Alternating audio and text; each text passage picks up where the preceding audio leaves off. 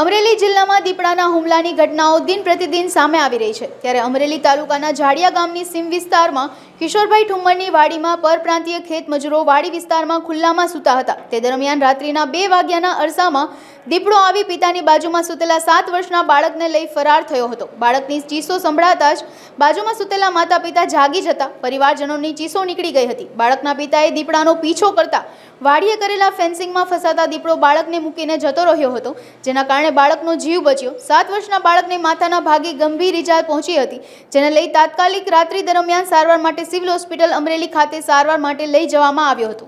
મારું નામ બીજી ગલાણી આરએફઓ લીલિયા। આજે વહેલી સવાર રાત્રિના 2 વાગ્યાના અરસામાં અમરેલી તાલુકાના જાળિયા ગામે કિશોરભાઈ ઠુમ્મરની વાડીએ રહેતા પરપ્રાંતીય મજૂર જે ખુલ્લામાં સૂતા હતા એ દરમિયાન દીપડો રાત્રિની ખોરાકની શોધખોળમાં આવી ચડતા દીપડા દ્વારા બાળક અજય નામના બાળકને માથાના ભાગે ઈજા પહોંચાડેલ છે।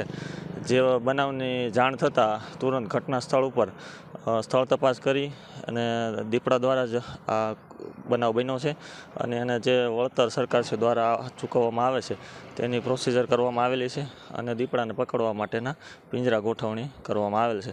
તેમજ લોકોને અપીલ કરવામાં આવી છે કે ખુલ્લામાં સૂવું નહીં। ખાસ તો પંચાયત અને વાડી માલિકોને અમે મિટિંગ કરી અને જાણ કરેલ છે કે વન્ય પ્રાણી ખોરાકની શોધખોળમાં અવારનવાર અલગ અલગ જગ્યાએ આવતા હોય છે।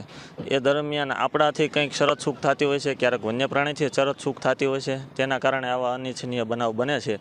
ખાસ તો કોઈ પરપ્રાંતીય મજૂર જે કોઈ માંસાહારી લોકો જે સેવન કરે છે તે લોકો સ્વચ્છતા રાખે, તેનો ખોરાક એંઠવાડ હોય દૂરના ભાગે ફેંકે, કોઈ મચ્છી આરોગતા હોય તો શરીરમાં ચોખ્ખાઈ રાખે।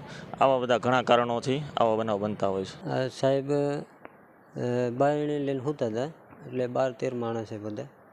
આ છોકરો મારો પડખે હતો અને હું લઈને સૂતો હતો અને 2-2:30 વાગે નગાળામાં આ બનાવ બન્યો અને છોકરાને તરત ઉપાડ્યો એટલે અવાજ આવ્યો એટલે હું સીધો એની વાંહે દોડ્યો અને તાર ફેન્સિંગમાં આવ્યો એટલે દીપડો ત્યાંથી મૂકીને ટપી ગયો ઓલી બાજુ અને હું અને છોકરાને લઈને પાછો બહુ રાડ થઈને લઈને પાછો ભાગ્યો અને બહુ લોહી આનો પુષ્કળ એવો ઓલા લોહીના ટીપા ચાલુ થઈ ગયા એટલે હું એટલો પલટી ગયો લોહીનો। પછી અહીંયા તાત્કાલિક પછી ફોન કર્યો શેઠને ફોન કર્યો પછી આવ્યા વાડીએ જોઈને પછી ઇકો ગાડીવાળાને ફોન કર્યો તો ગામમાં લઈને ગયા। ઇકો ગાડીવાળા દવાખાને લઈને આવ્યા।